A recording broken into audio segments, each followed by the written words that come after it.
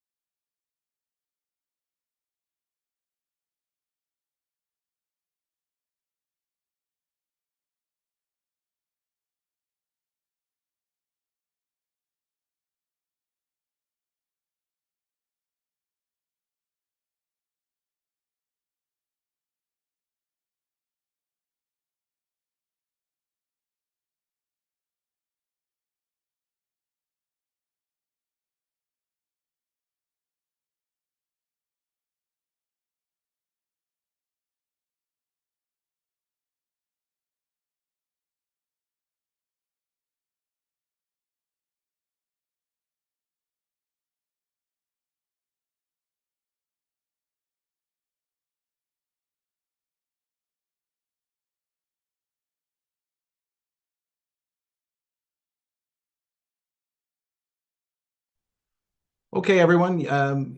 While people are coming in, we'll just start with some of the introductions today. You're all very welcome to join this webinar in celebration of ALBA Diversity Week. And the topic today is on diversity and leadership in academia, the implicit messages. And we're really delighted to have Professor Marian Joëls as the guest on this webinar today. And I will introduce Marian in a few minutes. Overall, my name is John Crine. I'm from University College Cork in Ireland. And for those of you who are not familiar with the ALBA network, I would expect many of you already are, but the ALBA network is an international, a very international network with over 2,000 members in 93 different countries of brain scientists committed to fostering diversity, equity, and inclusion in science and in academia. Its members lead and advocate for actions and policies to counteract bias and build inclusive research cultures. So it's really about empowering scientists to be effective advocates and allies. It's about sharing data and best practices and resources to counter bias, recognize outstanding contributions to science and diversity, and offering better visibility and professional development opportunities for neuroscientists, and especially those from underrepresented groups. So we would encourage people to get involved, to become a member of ALBA, to sign the ALBA Declaration, to host an event, and to engage with ALBA throughout the various networks overall. The next slide. And so really the activities of ALBA can be broken down into four areas. First, in relation to awareness and advocacy, which is really about establishing the Declaration on Equity and Inclusion, having the webinars like today's, which will address global and intersectional diversity in different ways, advocating for inclusive research environments with policymakers, funding agencies, and institutions. In terms of data and resources, it's about creating a database of scientists as a resource for speaker invitations, for prize nominations, for advocating on increasing the diversity among speakers that are nominated for various prizes, and to lead various prestigious committees, and curating a centralized resource of available data, guidelines, and strategies for countering underrepresentation and bias. And then in visibility and recognition, it awards, recognizes significant contributions from underrepresented researchers. It interviews various individuals and organizations that are trying to be role models within this field. And then finally, the networking and mentoring aspects of ALBA are about hosting workshops and networking events and creating a mentoring framework overall. So please get involved, and ALBA is for the community, built by the community overall, and is supported by many of the key neuroscience societies, and particularly FENS overall. And the ALBA Declaration was signed 3 years ago at SFN Global Connectome, and it has 228 organizational signatories, as well as individuals from 52 different countries. So we encourage you to sign the declaration and be part of the ALBA movement overall. So today, I was thrilled when I was asked to be moderator of this webinar on diversity and leadership in academia. And we have one of the most accomplished neuroscientists in Europe and globally leading the webinar today, and that's Marian Joëls. She has been a trailblazer in the stress neurobiology field, and has been a key role model both in her scientific accomplishments and in her leadership approaches in across various societies, as well as at the university in Groningen, as well as where she was dean and board member. And before that, she was director of the Brain Center at the Rudolf Magnus Institute in Utrecht. And is really one of the most accomplished neuroscientists that I know. She has won so many prizes, just some of them, and continues to. She's won the Julius Axelrod this year at the Society for Neuroscience, the Elizabeth Young Lectureship in the University of Michigan, a Pioneer Award from the Global Stress and Resilience Network. She is won the ISPNE Lifetime Achievement Award, the ALBA Diversity Prize, as well as many, many more. She has close on 500 publications and has really been a very strong advocate for inclusivity and diversity in neuroscience. And if she wasn't busy enough, she decides to write a book. And that book is called Finished, and it is available to download in the spirit of open access for all people. And it is a really fascinating read.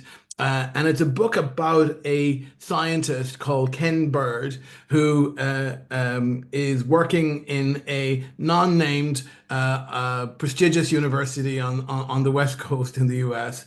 And he is 59. I think that's just important to gauge it. He is one of the leading protein biochemists, and he has been talked about in whispers as being nominated for the Nobel Prize. And it's about his journey, and it's about how he perceives the world. He's quite self-absorbed and is very, very ambitious. And he is although there's a disclaimer that he doesn't, he's not based on any individual character. We all recognize many people who parts of this character reflect, and that includes even ourselves as well. And so in using him as an allegory of the current research culture that we have in science, Marianne takes us on this journey, and with that brings together a number of key issues that are really relevant to diversity and leadership in academia. And so without further ado, I'm going to hand over to Marianne and welcome her. And I will first just ask her, why have you written this book, and at this stage in your career, and what would you encourage people, why would you encourage people to read this book, and overall? So Marianne, first of all, thanks for taking part. It's really great to have you on the call, and please share with us your thoughts. Thanks for the introduction, John. I feel almost embarrassed. So let's start with, why did I write this book? Well, I have a little bit more time now, and I like writing, so I decided to take some time off and to write books more in general. And what's easier to write about than the life you've been in for many, many years, so the academic culture. And it was also a possibility to address some questions I've struggled with myself, because I noticed the world around us is changing, and some of the unwritten rules and let's say implicit messages in academic world may no longer be valid. There's a huge pace at which science is going. There's a lot of pressure on people, especially young people, to perform. And there are just dilemmas, you know. I've been working many, many hours because I liked to do it, but where's the point that it transfers from something you love to do into something you feel pressure to do? And it's these kind of dilemmas that I wanted to address. Now, of course, I could have written, let's say, a nonfiction book or an essay, as I've done before. But I thought, when I read a nonfiction book myself, I always like the parts that are anecdotes or stories. So I thought, well, let's put everything in one big anecdote and one big story. Let's write fiction. And as you say, it's based on all kinds of snippets, things I've experienced myself.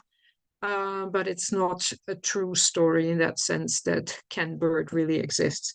So I hoped to achieve with this book that I foster a discussion. And that's the kind of feedback I also receive from people that have read the book already.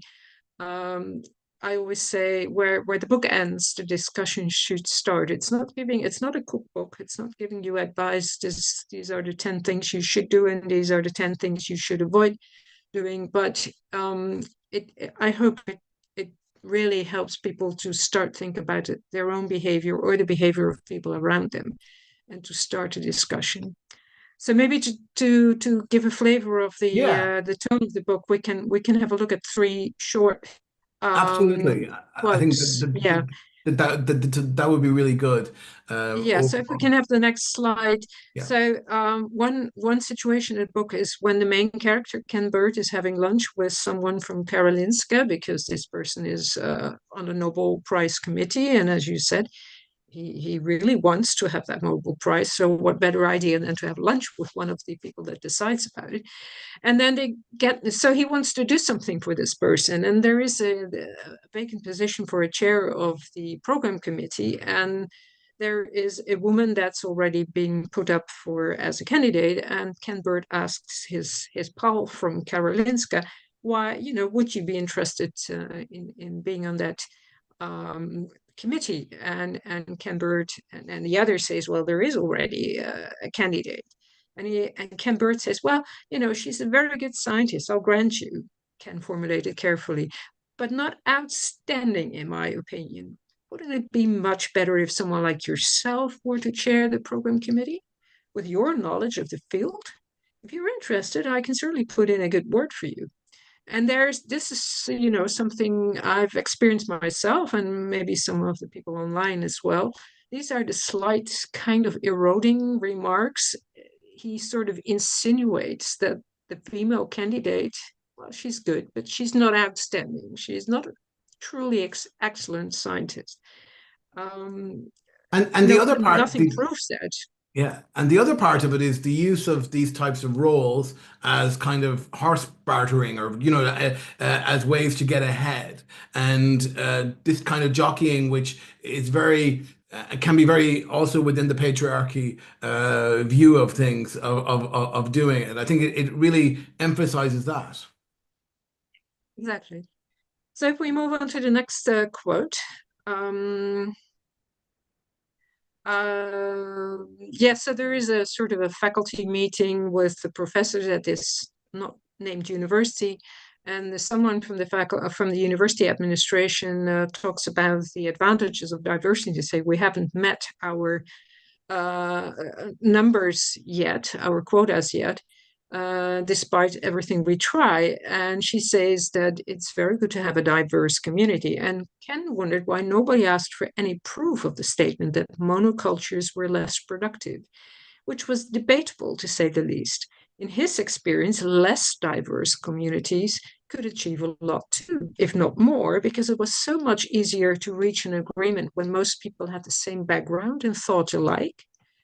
I think this is a very much held view, and it may be true in the short term that you go faster, but it's so good to have the views and input from all kind of angles. I would plead actually for everyone, including the album members, to have 2 or 3 examples ready to show why it's better to have a diverse And that's community. where data is going to be so important, and building research programs around our DEI initiatives is going to be really important, that we can counter this with actual examples of where it is not true. But it is, you know, it is very much that aspect. Okay, maybe the final quote, and then we can leave the slides. So this is a situation in the book where a female PhD student obviously tells Ken Bird she's pregnant. And then after she leaves the room, he sits in his chair and says, God, this is why I was always extra careful when hiring female PhD students or postdocs. You know, it's an impossible juggling of time for them, as much as for the other lab members. In fact, to him, it seemed an almost impossible task to raise several kids and aspire to a competitive scientific career. Seriously, he wouldn't know how to pull it off himself. In a way, he sympathized with them. So that's as far as he goes. I mean, there are worse examples. There are people that couldn't care less whether the female PhD student is pregnant or not. So he tries to take care of her, and not asking her opinion, by the way. But I've literally heard people say this, you know, say, well, I sympathize with them. And then the obvious question to ask these people, well, if you sympathize with them, what did you do yourself? Did you ever ask one of these people, can I help you? What can I do to make your life easier? So it's easy to say, well, I sympathize and not do anything. So these were just 3 quotes, and I think many people will recognize the situations. So maybe we can just do the slides away now, so that we. And we should encourage people. We should encourage people to use the question and answer function, because we want this to be an interactive discussion, and we want and people could also raise their hands. I'm not sure how that totally works, but the team in Alba will make sure we're alerted to people who would have questions for Marianne on these topics. But these 3 examples, and what I thought you did a great job, Marianne, was although it might come across in these examples, but it's not a caricature. You know what I mean? You give him a real world. You give him a family. You give him you know, that he some of the first world problems he has relates to work travel, and all of that, trying to find exercise and get the right food and all of that stuff. He is a real person, and I think that's where your book works, is by making him not you know, some evil person. And I guess that was intentional on your part.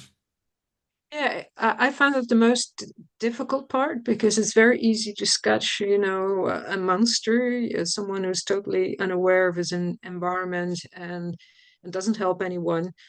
But in my experience, I've noticed a lot of people around me, and also in other parts of the world, that maybe don't do things intentionally. They're just not aware of the impact of how they behave, the implicit messages they send.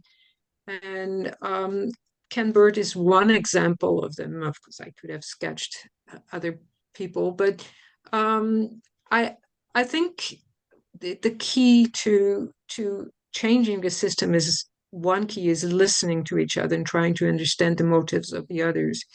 And of course, the senior scientist, that's one of the messages of the book. The senior scientists should sit down and listen to what the younger people around them have to say and act on it.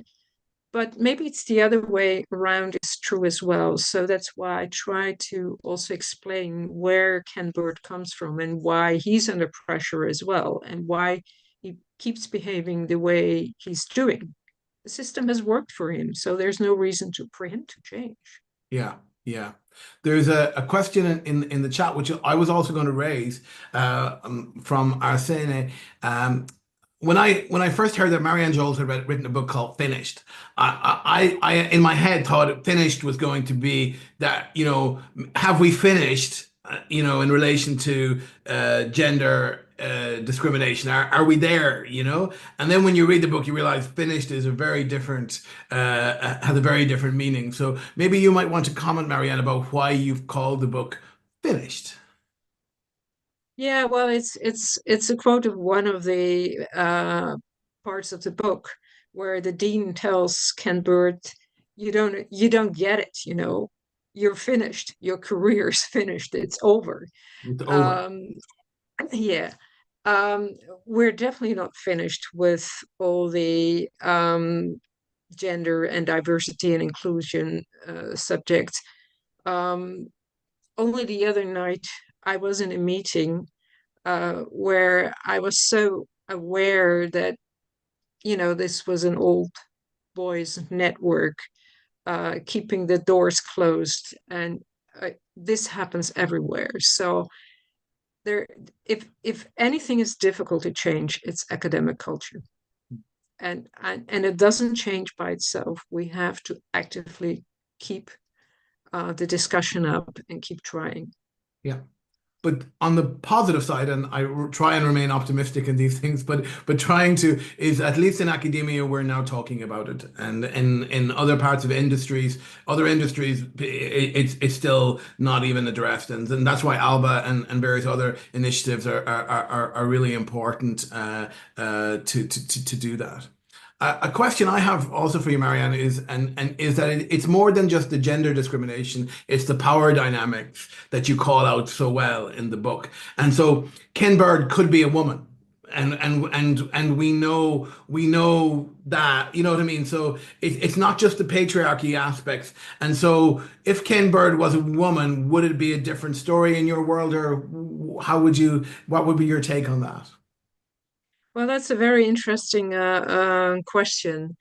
Let me start by saying there's quite some Ken Bird in myself. I'm aware that I did some of those things myself and maybe would still do them. So I don't think it has anything to do with gender, other than that people in that kind of influential position are usually men. Yeah. Just to give an example of how we all have implicit bias, there was a case in the Netherlands about a half a year ago of a professor at one of the universities who was accused of work bullying and was suspended. And I know, so my husband and I had a sort of a game at home. What is our top 5 list? Who would that be? So we had 5 names. And then I heard sideways who it was. And I felt ashamed that my top 5 were all men, and the person who was the professor suspended was a woman. So that made me realize that, work bullying can occur anywhere. It's not related to gender. It's just a matter that most of the senior people are men. Exactly. So yeah, No, could no, be a no, woman. no. I think that's really really important. There's some questions coming in, Marianne. The first is from Aishra, who's from India. She'd like to follow up a little bit more, but and is finding that conditions in India might be maybe more limited. Now, I mean, there's very little you probably can answer to that overall, but just to understand that there are going to be geographical and cultural differences in relation to understanding diversity in academia. Absolutely. So I think the only reason why Ken Bird is located in the US is because I decided to write the book in English. So as the main character speaking English, he had to be either in the UK or in the States. And the reason why I wanted to write it in English is because I think this is a universal problem, although there are geographical differences, and that's why I think as many people as possible should have access to the book. Now, having said that, there some aspects of the book are maybe typical for the US, like the situation about pregnancy and maternity leave, which is certainly different from the situation in Northwest Europe. But also, in general, the pressure, I think, in the US might be even higher in the sense that a lot of people don't have a tenure job, so it all depends on your papers and the grants, and the winner takes it all, basically. Now, I also realize, and that's why it's so good to hear comments from people from other countries, that it may be even worse in other countries. Um, where it might be even harder. I know for not naming any countries, but even in European countries, that most of the PhD students, very often females, don't hardly get any payment, any salary. So yes, and I'm actually. Please send me your comments. You can find my email address on internet, because I'm happy to hear the situation in other countries. It's something we can learn from, and maybe can reach out and suggest how things can be changed for the better. So Shelley Flagel, who's a professor at the University of Michigan, who I know quite well, and is the current president of the European Behavioral Pharmacology Society. So Shelley writes that she really enjoyed the book, and that knowing that you're based in Europe and the main character was based in the US, she was struck by how perfectly you portrayed that character, and the issues that have plagued academia on a global level, primarily with respect to gender biases. But she is curious, however, whether you think other DEI related issues are shared globally. For example, those related to race, ethnicity, and socioeconomic status. So that's kind of following on from the comments you just made, Marian. Yes, yes. Now, I'm aware that some countries do quite well in terms of female participation, but are not yet aware of other aspects of inclusion. And it's something we have to remember. And certainly my own country, I think the participation of women in academia is has much improved. But like in my own institution, when I looked around me, I only saw white faces. So I think there is still a lot to do. And I was aware today, consciously, that the two of us talking about diversity were Yeah. both white European scientists. So I am aware of that. But I think it is it is important that we call it out overall. Arsini follows up with, I'm based in a Nordic country, and when I came, I thought everything is great here, but then some things are really good. But academic bullying also happens, and as a doctoral researcher, I often feel powerless. So it's again that power dynamic. What, in your opinion, is our role, and how can we contribute actively and efficiently in driving change? Yes. Well, this is one of the reasons why, very often, this is one of the phrases that's used in the book as well. So why do we have to change? Because at the end of the day, what counts is our scientific contribution, and nobody will know how nice we are to our people around us. But the thing is, uh, like in the Netherlands, and I think it's probably true in other countries as well, a, a big group of PhD students and postdocs have stress complaints to the extent that they have to seek for professional help. In the Netherlands, it's 40%, 40%, which is, astonishing. And I think it will probably add to people dropping out of the system. They will leave the arena, and for the wrong reasons. So that's one of the reasons why I think we have to seriously address it, because we need all these bright minds to understand the brain or to solve whatever problem in the world. And if people leave the arena for the wrong reasons, that shouldn't happen. So, especially this young group is very vulnerable. It's so not a level playing field. And I can imagine when you are in a dependent position that it's very hard to raise this subject. That's why I think it should be worked on both ways. It's one of the reasons why I didn't want to make Ken obnoxious. I didn't want it to be confronting, and I actually gave the book to some people who are a little bit like Ken Bird, just to find out if they felt affronted, because that's not what I wanted to achieve.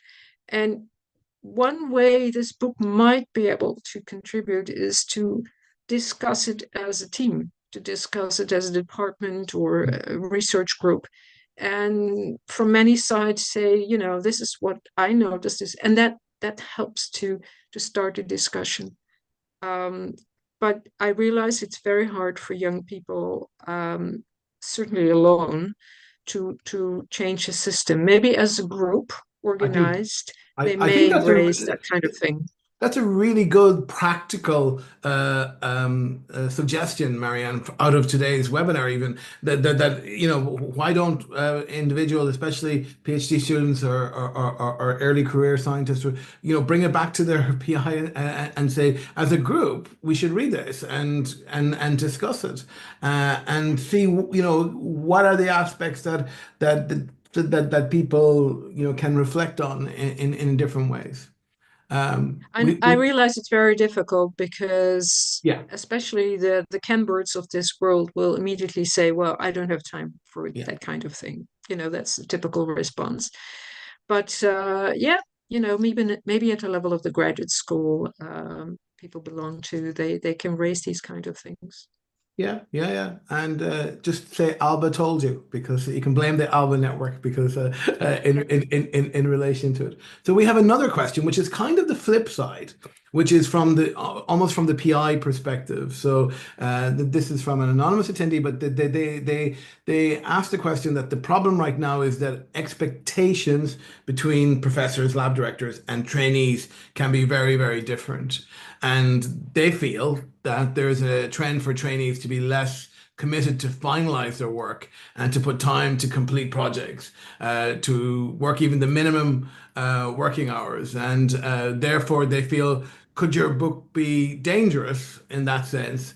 And how do we emphasize and encourage commitment while not still doing it within a research culture that it respects boundaries, that it encourages diversity and makes people understand that it's, at the end of the day, it is a creative process, but still a job?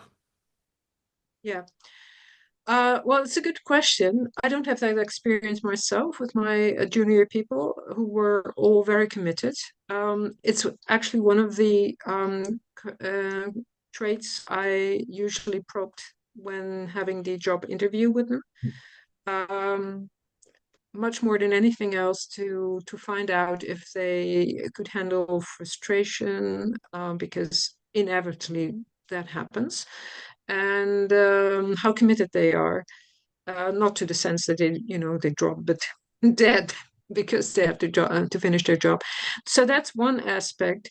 The other aspect is, if people are not committed, it might be worthwhile finding out why. Are there reasons for them to hold back? Would they perhaps prefer to work 4 days per week, but for a longer period? Because that agrees more with the rest of the things they do, especially for, let's say, people raising a young family. I don't know if that's a possibility everywhere, but certainly in my own country, that's a possibility, that instead of working full-time for, let's say, 4 years, you can work 4 days per week for 5 years. And so usually it's worthwhile finding out why people don't want to work. And maybe they're just not motivated anymore for science. And then it's better to have that discussion and say, well, this is where our connection stops. But other than that, I think, in my view, if you start a PhD project, both the supervisor and the PhD student have a sort of an agreement, together we're going to make this into a success. It's a co-creation. Yeah, absolutely. But I do sense at times that students, PhD students, and postdocs today can be smarter than I was. You know what I mean? In that they are more willing to ask questions around their work-life balance, and I think that's important that we call it out and that we create appropriate boundaries, but that we do it in a way that allows things, shall I say, to still get finished, and to use the book title. But the hardest thing I find is when people leave the lab to go to whatever career they do, many in academia, but other jobs, is just to keep that continuum going, and that becomes tough because but that's probably a different equation. But also the we want to have and our team here in Cork is very, very international. And the immigrant scientist is also comes with different opportunities, but also different challenges. People who have given up a lot to come across the world to make the most of it. We have to make sure that they're not exploited in that role, I guess. Yeah, and again, I'm referring in my answer, my response to this, to a research project we did amongst our PhD students, and I mentioned 40% of them felt stressed to the extent they were seeking professional help.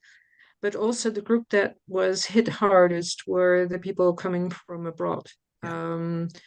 This was also a little bit confounded by the COVID days, but still, there is so much expectation and pressure on their shoulders. We should be extra alert on helping and reaching out to those people. And we saw it in the book where you have, I think, a postdoc willing to leave this highly prestigious lab to go to by Ken Bird's definition, a lesser lab, because the research culture was more in line with their values and what they wanted to achieve. And that's, something that's really important for PIs to understand, that it's not always about the big papers, but it's about where they can be valued as researchers to get the most of what they want in their career, I guess. Yeah. This particular person feels like a cog in a big machine, and Ken Bird just doesn't understand it. To him, the machine is teamwork. That's his definition of teamwork. Well, I think a lot of our pleasure in work is about our close environment. So being valued, being seen, share your experiences. So if you're just seen as, an ant doing the work, rather than a cog. A cog, instead of a thinking a person, individual with good ideas, that's very degrading feeling. And this postdoc goes as far as leaving the lab, which I think is pretty courageous, because how many people do that? I mean, first of all, you need the money, but also you stop a job in the middle, which doesn't look very good on your CV. And then you might actually have an enemy for life, in this case, Ken Bird, because, he feels affronted. And he almost says as much, says, well, don't forget, I'll be the reviewer of your future papers and your grants, etc., which, of course, is an awful thing to say. And some people may not say it, but think it. So that's why most postdocs actually don't leave in the middle. Yeah. So we have a question from Carmen Sandy, the mother of Alba, and Carmen really enjoyed reading the book. And regarding one of the examples, she found the reaction of the person from Karolinska supporting the merits of the woman colleague as an excellent scientist and candidate for the committee under discussion. She felt that was an outstanding way of behaving as an ally for EDI, and is wondering, do you have any other ideas on how to improve allyship, perhaps through small similar stories? And this is backed up by a question from Francesca Cirelli, who also you will know from Rome. And Francesca is also wondering about allyship and how can we improve allyship with women? Yeah, I think it's really important. That's also why I'm supportive of Alba, and maybe I can illustrate this with an example. So in 2017, 7 years ago, it was exactly 100 years ago that the first female professor was appointed at the Dutch university. And our Academy of Science started with or launched the idea to have 16, normally they have 16 new members each year. And they said, well, for this particular year, we'll have 16 extra members and only women can apply. And the smart idea was that all the nominations, so the 32 nominations went to the juries, but they didn't say whether it was a regular nomination or one through this special program. And the jury said, all these applications are excellent. Why were these women never nominated through the regular channels? And that made people realize that we have a tendency to pick people just like us. And that's why, and like the current members of the Academy of Science, which are mostly male. So they thought, well, my candidate stands a better chance if he is male. So it really drives home the message that it helps to have these kind of supportive programs where women can nominate other women for prestigious learned societies or prizes or whatever. So I think allyship is very important, not just by women, but in general, they're like yourself, but there are a lot of men out there that also support nomination of women or minorities in general. But I remember also having a conversation with a professor in a Nordic country, and they were explaining also some of the institutional changes that have happened to increase the number of women professorships. But they were very quick to remind me that they got their professorships through the real way and not through this alternate way. And even among women, there can be this kind of, and I felt, why did she need to tell me that? You know what I mean? I think we're full of these stories, and in this example I gave, it has been actually suggested earlier, and then someone said, well, then we have A and B candidates. And it's very often said, prizes for women, you're just the best of the rest. In my experience, it doesn't matter, because if you have a prestigious prize, even if it's just open for women, it looks very good on your CV. And I've experienced myself. So when I became a dean of the medical school, the supervisory board said, we want to have a woman, because there were already 3 male members of that board. They wanted to have 1 woman on board. And so when I was selected, I know for a fact that there were people saying, well, we had rather have had the best candidate rather than the best of the women. So it's very difficult to defend yourself against that. The only thing you can say, and usually better after a few years, you got the best candidate and it happens to be a woman. Absolutely. So yeah, we have to break through this. And in my experience, even special supportive women, programs for women are very, very helpful. Yeah. And I will say that in the Royal Irish Academy, they did the same thing, where they had 2 years of just accepting female candidates, and it really helps people, because we know women are less likely to put themselves forward and to be nominated. So we need to put in place other ways of doing it. Even simple things like symposia proposals. I thought we were finished with that. I thought by now we should be, the fact that, but I chaired the ECMP program committee for the last 3 years, and still we would get proposals in with 4 male scientists. And you're like, there's not a hope, you know what I mean? Like this, you shouldn't, but it's somewhere within unconscious biases of people that they still feel that diversity is something that is difficult or whatever else. So I can see Ken Bird doing that overall. And I guess we have to move away from the risk of tokenistic approaches, but we do need to make sure that we have supports in place. And this also goes for things like for maternity cover. I think this is one of the things that there's going to be differences across different countries. But in Europe, in particular, a lot of countries have really okay support, you know, for women who have who take time out with children. Our, you know, in Ireland and our university have a when you come back that you can get a small seed research grant when you come back. And this has been, I've talked to people. This has been not a lot of money, but it helps people just, you know, get some seed data to apply for bigger grants and things like that. So I think institutionally we still needed to do a lot of work on that, and that comes through in your book, because when this postdoc says that she's pregnant, you know, you can also sense a fear in her about her career as well. Oh yes, and again, Ken Bird, you know, he's the kind of person who would drop a person immediately if she or he would say, "Well, I'm not serious about a career in science."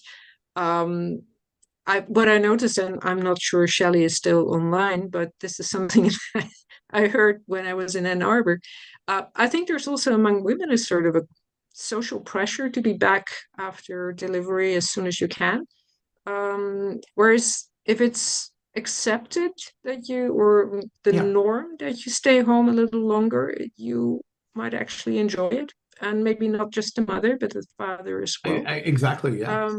Yeah, and of course there's limits to this, because you might want to keep working on your experiment because you enjoy it, and the group still, you know, needs to be moving as well. But I found the system in the US pretty harsh, Hmm. and it might be difficult in other countries as well.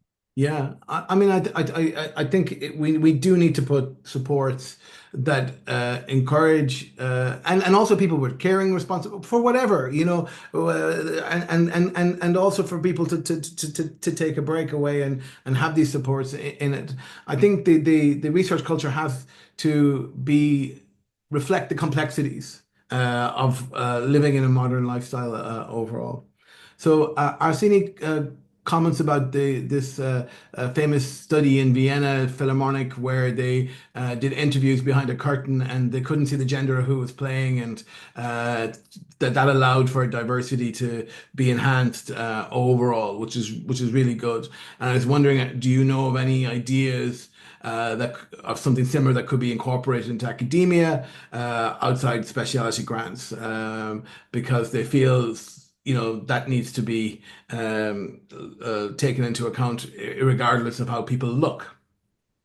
Yeah, I think it's a very difficult matter because, like in grants, it's almost impossible to submit a grant. You refer to your earlier work, and Yeah. people will immediately find out who you are. There are wonderful studies out there. They're showing, you know, the sending CVs, exact same CVs with a male or female name, and the people would trust the job more to the male and actually giving him a higher salary than the female, although the CVs were exactly the same. So there are many, many examples of studies that have been done quite well. Also, in terms of publication, if there is a female a name on the first author, it's less cited. And so there is it, but it's pretty hard to do it anonymously. Um, uh, the first thing is to be aware of it Yeah, and yeah, to ask yourself, do I have this kind of implicit bias myself? yeah. And then that already helps to raise awareness and be extra careful that uh, you don't discriminate. The Irish Research Council did it. We're one of the first actually to actually gender anonymize all reference letters and for PhD and postdoc programs. And Mm-hmm. so you would have to say the applicant or he, she, they, and throughout, so that the person couldn't, because it's an early stage. It's more about what's in front of you. So it's not based on a track record per se. And I think at that stage, certain things, and they've done analysis that it has been very good at enhancing diversity, but we still have a lot to do. I know the Lundbeck Foundation in Denmark has a grant specifically for mid-career, which I think is also a point when we start losing, in particularly women, out of the system also, and I think that can be really good, and we need to see more for that mid-career aspect overall. There's a question in, Marian, from, again, it's an anonymous attendee who feels that self-pressure from PhD students and trainees is ever rising, and combined with competition amongst themselves for positions and the feeling of being a cog, that this can be a recipe for disaster. But all of this can have a negative effect on the PI, who feels responsible for the pastoral care, often of women, as well as the research success of their trainees. So how can we create supports for managing this? Um, Yeah, well, of course, the fact is that I believe one out of 8 PhD students will end up eventually in the academic world because there are only so many positions.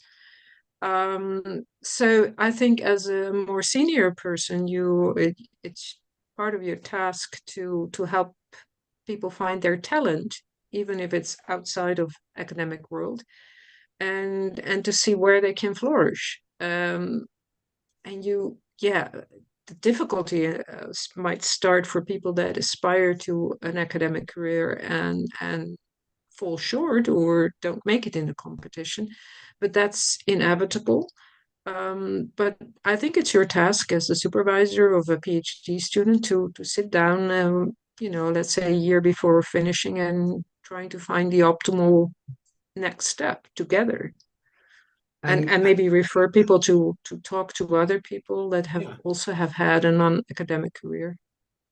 And I think the peer learning aspect is really important here in terms of helping to dispel some of the pressures, because I think a lot of the pressures can be they're real, but for a culture perspective, that's one of the things we have to work on is all of these pressures, for individuals, so that they don't feel as pressurized overall. We want people to be ambitious for themselves, whatever that is. And Yeah. we as supervisors can help them get there if we have an idea of where they want. I had a student. And also to draw a realistic picture, because Yeah. social media are very important, especially among this younger generation. And usually people only share their successes and not their failures. So you get a very distorted view of the career of your peers. I remember some 5 years ago, there was a guy I happen to know, Johannes Haushofer. He's originally from Zurich, and he worked for many years already in the States. And he made quite a statement saying, "I'm going to share also, the publications that were not accepted." And he really made a very bold statement. Let's also talk more about the things that went wrong or where we were not successful. Yeah, no, survivor bias is implicit in all of us in terms of we are the ones that have made it. But I always remind people that we only get 1 in 5 grants, and I think we need to we need to encourage people to really share that, and especially for women overall. I don't think Ken Bird would be sharing his failures, though. Do you think? Um, no, and when And he how do we do has that in a world where there still is many kin birds? I guess yeah, that is the difficult part of all of this. yeah. Well, of course, people like Ken Bird would immediately say it's not his fault. It's the others, sure, other people's fault, or the fault of the system, etc. So basically, what they lack is self-reflection, and that's maybe one of the take-home messages of the book, that as solving this problem, one of the important things is self-reflection, and start listening to what other people think. And do you think, I mean, your story finished as a fable in a way. There is a moral to it overall. But do you think at the end, and this is not a what's the word, a spoiler alert, but do you think at the end that Ken Bird and people like Ken Bird actually have self-reflected enough to know that they can be part of the solution? Because I think that's part of that's part of where things are? Yeah, well, that's a very difficult question. Some people may be beyond repair. Um, and as I said, for a lot of them, there's no reason to change because they've been successful in the system, they've played the system, and they're rewarded by the system. So one of the solutions is to change actually the system of reward.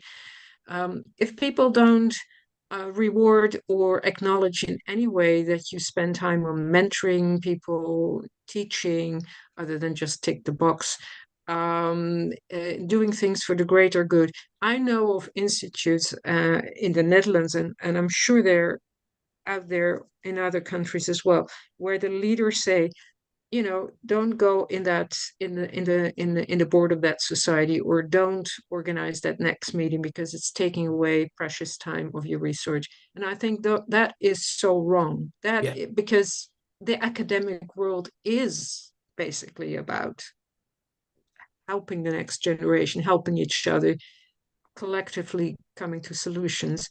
So we're just heading in the wrong direction right now. And I want the system to go a little bit back. And to do so, we just have to change the rewards.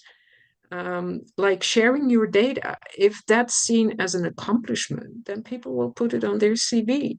And as long as that is not happening, they will keep the data to themselves, which is a pity because they spend a lot of time in collecting the data, and other people can have smart ideas and you reuse the data. So part of the solution is changing the system. And there is quite a considerable group that's behaving like the rest because that's the unwritten rules. But you can actually win them over to the other camp and talk to them, because a lot of the things they do are maybe unintentional. They may not be aware of it, and we can still change those people. Marianne, what a great way to finish. Congratulations on your book. It's again finished. It's available for everyone. It's in the link on all of the social media platforms for this webinar, and is very easily found. And it opens so many questions about how Can I we say do. one thing about Yeah, it, John? So you can go to my ResearchGate site and find the link there as brilliant. well. Um, I on purpose want to do it open access because I think everything in the scientific world should be open access. Wonderful, Marian. And I think that helps to democratize what we do and to destigmatize aspects of what we're doing and overall. So congratulations on that. And thank you for taking the time to discuss this really important question as part of ALBA Diversity Week. A reminder again that the ALBA network is here to help researchers in its mission towards increasing diversity and equity in brain science. You can click on this QR code to tell us what you thought of us. Only nice things, please. I know, but it will help the ALBA team to curate the program as we move forward overall. And there is more events happening, I think. Yes, more events happening on ALBA for the rest of this ALBA Diversity Week with a very important topic the day after tomorrow on LGBTQI in academia overall. So mental health and the challenges in the LGBTQIA plus neuro community. And that's the five excellent researchers there to discuss all of the challenges and in a constructive and positive way. So thanks everyone for joining. Marianne, I don't know if you want to say anything else to conclude. Share the link to the book with anyone you want, because I hope we really get the discussion going. And when you see a bit of Ken Bird in yourself or others, don't be afraid to call it out. And I think that's a really important part of this. Okay. And that was just 1 hour.